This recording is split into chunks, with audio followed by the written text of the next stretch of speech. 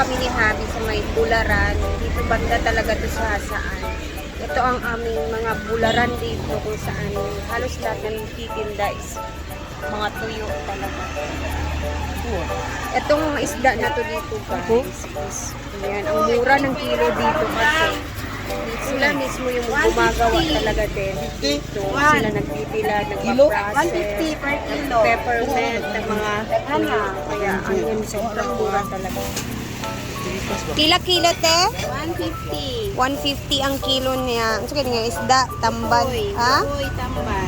Tamban gyapon. Ito naman may naka-cellophane sila na ito guys, ang sobrang mura lang talaga dito. Ayan may mga ganito. Pagpalit inani ba para sa buntag ba? Ayan may mga suka. Ayan tinitinda nila tong mga ito. Diba? Dayok. Pagkuha na beb. Pwede. 100 pesos lang. Sa? Ayan, may mga nakalagay naman mo. Ayan, 50 pesos lang po siya. Pwede. Gayok, sir. Karang laman loob sa Ito siya guys. Sa highway lang to siya banda dito sa amin. Ayan, mga tuyo na yan sila lahat dihan. Hindi pa hanggang doon. Sobrang mura nila. Pagpalit, ana. Ayot ba? Oo, tapos may ganito pang klase. Yung lalaki ng mga isda dito, guys. Dito naman tayo ka, auntie. Mag-video lang ko diri, auntie, ah. Ayan, ginoo ko. Pilang kilo, anite? 200 kilo. Ayan, dami yan siya, guys. Ayan, 80 na lang yung kilo neto. Diba? Tingnan nyo, may nakapack din sila na bali 100 pesos. Ayun, sobrang mura. Ayan, meron pang mga pusit-pusit dyan. Dito kasi sa amin, guys. Sila yung laging nag-ano dito. Ito yung parang tuyuan ng Hasaan. Bularan sa Hasaan. Sila na mismo yung bibila, nag-peppermint na mga isda. Tapos dito din nila banda to nakukuha yung mga isda dito sa amin. Kasi itong mga nakatira dito, malapit sila sa may dagat nakatira. Tapos siyempre nangingisda sila. Tapos ginagawa nilang mga tuyo lahat. Kaya sobrang mura. Ang daming mga dayo dito or mga galing sa ibang lugar. Tapos dumadayo lang sila para bumili ng mga isda, ng mga tuyo. So nakabili na si Habi ng mga bulad. Ayan, thank you. Ang dami pa doon. Hindi natin na-videohan. Grabe. Ayan siya. Ay, sarap.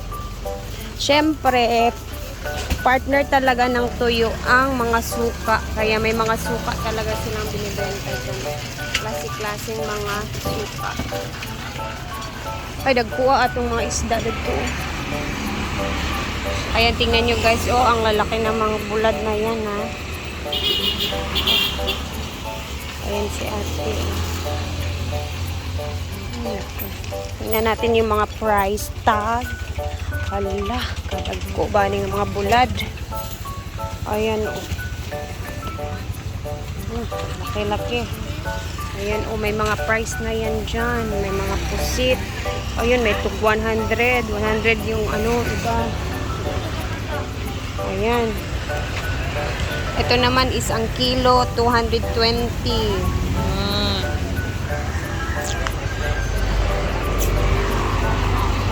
Ito naman. Pila man sadning inanit eh? 200. Ang dami. Isa na ni ka kilo? Isa ka kilo. Ayan, ang dami ditong pumupunta. Diba, timing sila kuya, nag-ano sila.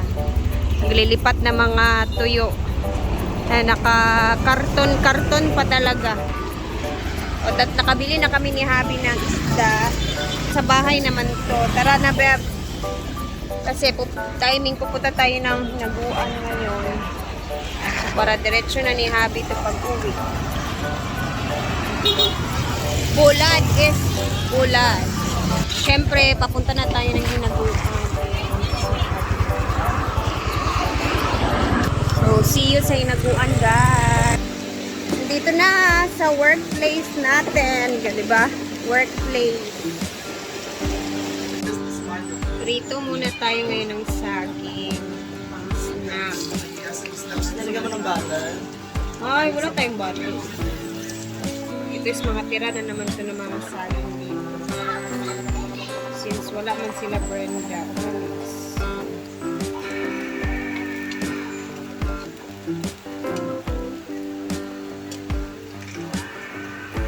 Sarap na ito lagyan ng guys, butter. Kaso naubos ko na yung butter namin.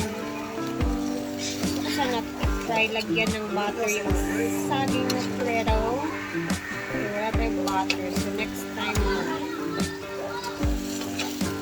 ay Pwede dili matika na yan?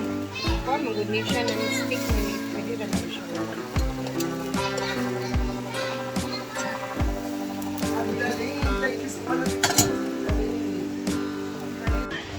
Ayan. Lagyan niyo ng margarine yan. Thank you, Ate Ria, sa Mura man mo mga kon. Uy, alam nyo ba guys, itong saging na to, natikman ko to because of Gwen and Mamo G. Dahil yung trabaho namin sa Marikina, mahilig din siya magsasaging. Pinapaprito niya, tsaka dry to eh.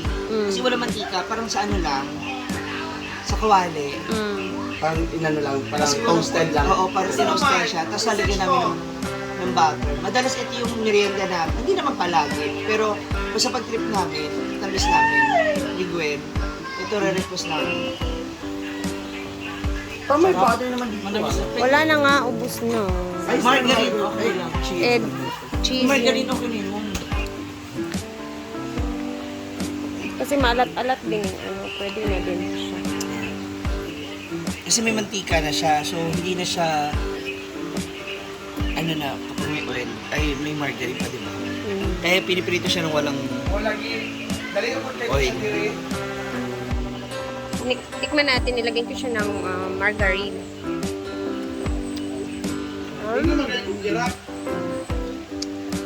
Masarap pala yung prito na saging, lagyan mo ng margarine or butter daw. I-try nyo guys. Pero ito, margarine yung nilagay ko ha. Masarap din siya.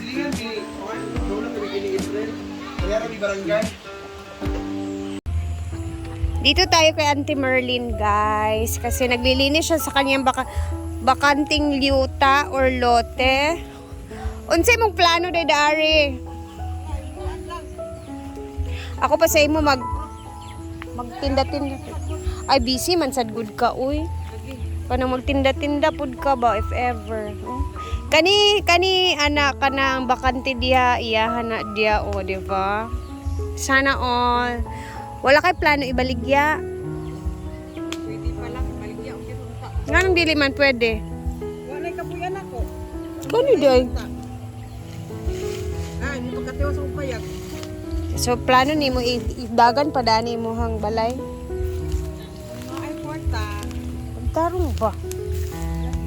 Ayan, tinamnan na niya ng saging. And sobrang lapit talaga nito sa sa palayan, guys. Ayan, ayan yung mga A-house ni Brenda dyan.